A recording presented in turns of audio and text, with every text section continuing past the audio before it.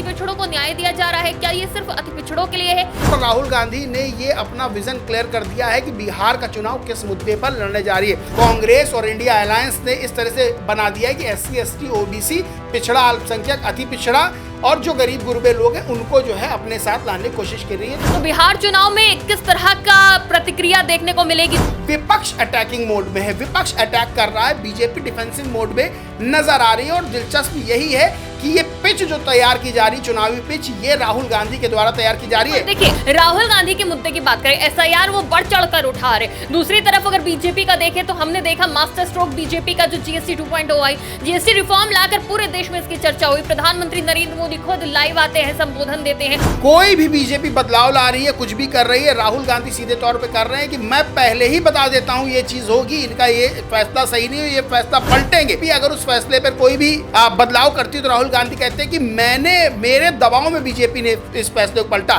सीधे वोट चोरी को लेकर राहुल गांधी अटैकिंग मोड में हैं। दो प्रेस कॉन्फ्रेंस की वोट चोरी का आरोप लगाया, पहले वोट जोड़ने का, बाद में वोट काटने का। अब हाइड्रोजन बम बचा है, राहुल गांधी का नया और लेके आएंगे। अब बिहार चुनाव इसी में निपट जाएगा। उसके बाद वोट चोरी हुई नहीं हुई, वोट सही कटे गलत कटे, ये सब बात की बातें डिसाइड। हमने हर बार दिखा है कि नीतीश कुमार उस वाले में चले जाते हैं जिसकी सरकार बन रही होती है। नीतीश कुमार का बहुत बड़ा रोल अभी नजर नहीं आ रहा है। पहले नीतीश कुमार के विकास के मुद्दे पर चुनाव लड़ा जाता था, बदलाव के मुद्दे पर चुनाव लड़ा जाता था। इस तरह से विपक्ष ने यहाँ मुद्दे खड़े किए, वो कहीं ना कहीं सीधे तौर पर बीजेपी की कथित तौर पर चिंता और JDU की चिंता बढ़ाते हुए नजर आ रहे हैं।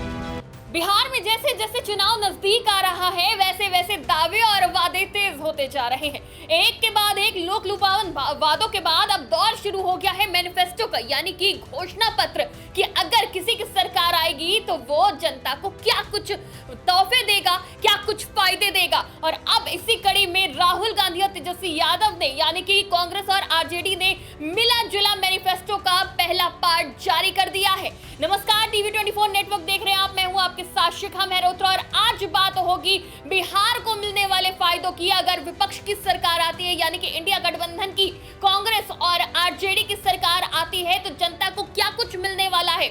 और सबसे महत्वपूर्ण बात कि राहुल गांधी ने मैनिफेस्टो का जो पहला पार्ट जारी किया है उसका नाम दिया है अति पिछड़ा संकल्प पत्र। तो अति पिछड़ा संकल्प पत्र में क्या बाकी लोगों के लिए भी कोई दावे वादे किए जा रहे हैं या सिर्फ अति पिछड़ों के लिए है, इसी पर बात करेंगे आज हम। और हमारे साथ मौजूद है TV24 नेटवर्क के पॉलिटिकल एडिटर अजय सिन्हा, उन्हीं से जानते हैं। तो आज जो मैनिफेस्टो का पहला पार्ट विपक्षी गठबंधन की तरफ से जारी किया गया है उसका नाम दिया गया है अति पिछड़ा न्याय संकल्प पत्र। तो जो अति पिछड़ा न्याय संकल्प पत्र है, क्या अति पिछड़ों को न्याय दिया जा रहा है, क्या ये सिर्फ अति पिछड़ों के लिए है या फिर अन्य लोगों के लिए भी इसमें कुछ शामिल है?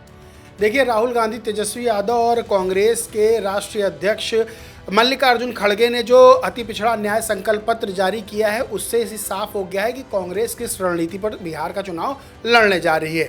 आपको बताएं कि जब लोकसभा चुनाव हुए 2024 में तो सीधे तौर पर संविधान के मुद्दे पर इंडिया अलायंस ने चुनाव लड़ा, इंडिया अलायंस को सफलता मिली। अब उसी मुद्दे पर एक कदम आगे बढ़ते हुए राहुल गांधी ये दावा कर रहे हैं कि हम अति पिछड़ों को अब न्याय देंगे। अति पिछड़ों के साथ जिस तरह से भेदभाव हुआ कथित, जिस तरह से उनको नौकरियों में वो हिस्सा नहीं मिला जो उनको मिलना चाहिए था, जिस तरह से उनको शिक्षा में वो हिस्सा नहीं मिला जो मिलना चाहिए था, अब हमारी सरकार आएगी तो हम देंगे। यहाँ पर सीधे सीधे बात है आरक्षण को लेकर, यहाँ पर सीधे सीधे बात है जो निजी विद्यालय है, निजी विश्वविद्यालय है, निजी सेक्टर है, वहाँ पर भी आरक्षण देने की बात कही गई है। और आरक्षण की जो सीमा संविधान के तहत दी गई 50% को, उसको भी अब आगे बढ़ाने की राहुल गांधी ने बात की है। तो सीधे तौर पर राहुल गांधी ने जो फोकस किया है वो फोकस किया है दलितों पर, पिछड़ों पर, अति पिछड़ों पर और आदिवासियों पर, और वो समाज का तबका जो समाज की मुख्य धारा से हमेशा कटा रहा है। तो सीधे तौर पर राहुल गांधी ने ये अपना विजन क्लियर कर दिया है कि बिहार का चुनाव किस मुद्दे पर लड़ने जा रही है। अच्छा, इसको लेकर 10 जो वादे किए गए हैं, यानी जो 10 संकल्प लिए गए वो बताना बेहद ज़रूरी है। और इसको लेकर राहुल गांधी ने ट्वीट भी किया। राहुल गांधी ने ट्वीट करते हुए लिखा, बिहार में बहुजनों को उनका पूरा हक और अधिकार दिलाने के लिए हमने ऐतिहासिक अति पिछड़ा न्याय संकल्प जारी किया है। 10 ठोस संकल्प क्या हैं?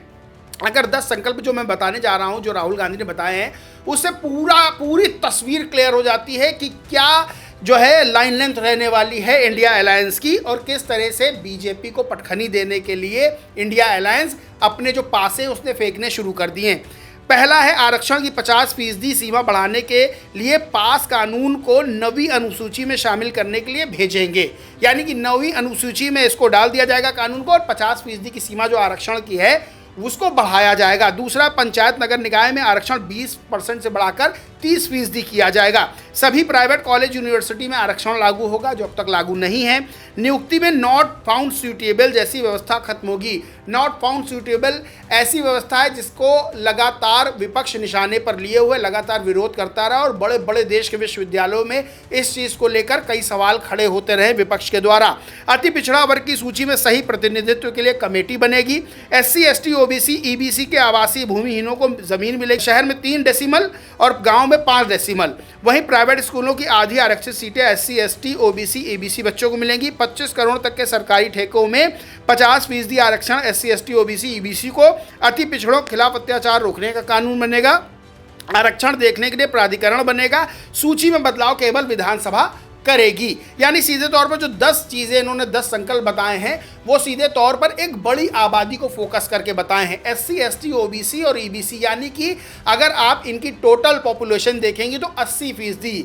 लोकसभा चुनाव में भी 80 बनाम 20 का जो फॉर्मूला दिया गया था वो यहाँ भी दिया जा रहा है। 80% जैसे बड़े वोट बैंक को वो अपने साथ लाने की कोशिश की जा रही है। दिलचस्प बात यह है कि बीजेपी भी 80-20 का फॉर्मूला देकर चुनावों में आगे बढ़ती है। 80%, यानी कि वो हिंदू वोटर जो बीजेपी अपने पाले में लाती है या उनके साथ रहते हैं, यानी एक बड़ा वोट बैंक वो अपने साथ बीजेपी खींचने की कोशिश करती है। वही फॉर्मूला अब कांग्रेस और इंडिया अलायंस ने इस तरह से बना दिया है कि SC, ST, OBC, पिछड़ा अल्पसंख्यक, अति पिछड़ा और जो गरीब गुरबे लोग हैं उनको जो है अपने साथ लाने की कोशिश कर रही है। तो सीधे तौर पर जो इन्होंने न्याय संकल्प पत्र दिया है, अति पिछड़ा न्याय संकल्प पत्र जो नाम दिया है, वो सीधे तौर पर बताता है कि बिहार में जो चुनाव होना है वो इंडिया अलायंस की तरफ से किस तरह से लड़ा जाएगा और 2024 का लोकसभा चुनाव में जिस तरह से सफलता मिली है।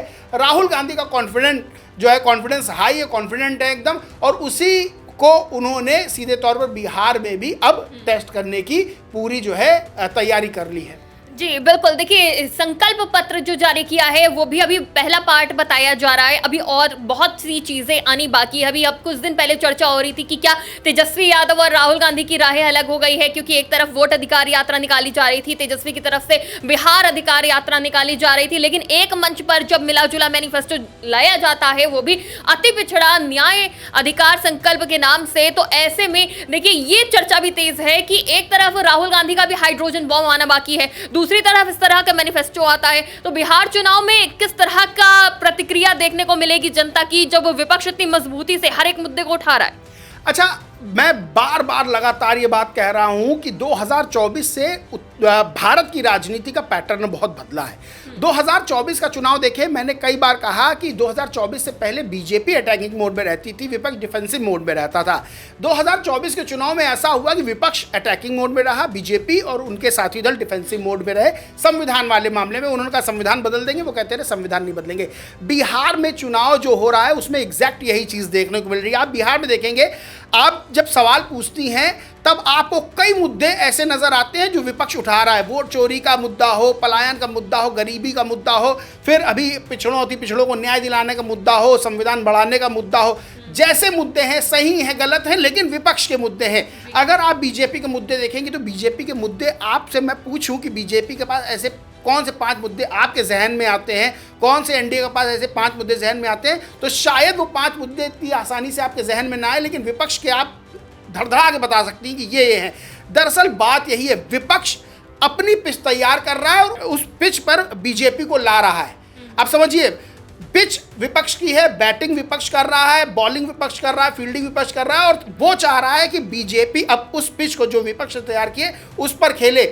लगातार बीजेपी पर विपक्ष हमलावर है, वोट चोरी को लेकर हमलावर है, पलायन को लेकर, रोजगार को लेकर, गरीबी को लेकर, कानून व्यवस्था को लेकर, तमाम ऐसे मुद्दे हैं। फिर साथ साथ अब न्याय दिलाने की बात विपक्ष कर रहा है। अब बीजेपी इसकी काट कैसे करती है, बीजेपी इस पर जो है कैसे इस चीज़ को इस चीज़ का जो है काउंटर करती है, देखने वाली बात होगी। लेकिन दिलचस्प यही है जो लोकसभा चुनाव में था, विपक्ष अटैकिंग मोड में है, विपक्ष अटैक कर रहा है, बीजेपी डिफेंसिव मोड में नजर आ रही है। और दिलचस्प यही है कि ये पिच जो तैयार की जा रही, चुनावी पिच, ये राहुल गांधी के द्वारा तैयार की जा रही है। देखिए अजय, अभी आपने मुद्दों की बात करी, तो देखिए मुद्दे इस वक्त काफी उठाए जा रहे हैं पक्ष विपक्ष दोनों की तरफ से। राहुल गांधी के मुद्दे की बात करें, एसआईआर वो बढ़ चढ़कर उठा रहे। दूसरी तरफ अगर बीजेपी का देखें तो हमने देखा मास्टर स्ट्रोक बीजेपी का जो जीएसटी 2.0 आई, जीएसटी रिफॉर्म लाकर पूरे देश में इसकी चर्चा हुई। प्रधानमंत्री नरेंद्र मोदी खुद लाइव आते हैं, संबोधन देते हैं, कहीं ना कहीं विपक्ष के मुद्दे को डाउन करने की कोशिश करी जाती है। लेकिन इसे भी नहीं भूल सकते कि अभी हाइड्रोजन बॉम्ब आना बाकी है राहुल गांधी का। अब आपने जीएसटी की बात की, तो जीएसटी पे फिर जब जीएसटी लागू किया गया बीजेपी सरकार की तरफ से, एनडीए सरकार की तरफ से, तो राहुल गांधी ने कहा कि गब्बर सिंह टैक्स है। अब जब जो जीएसटी का रिफॉर्म लाया गया, राहुल गांधी ने कहा मैंने तो पहले ही कहा था। अब बीजेपी ने मेरे दबाव में आकर यह चीज की है।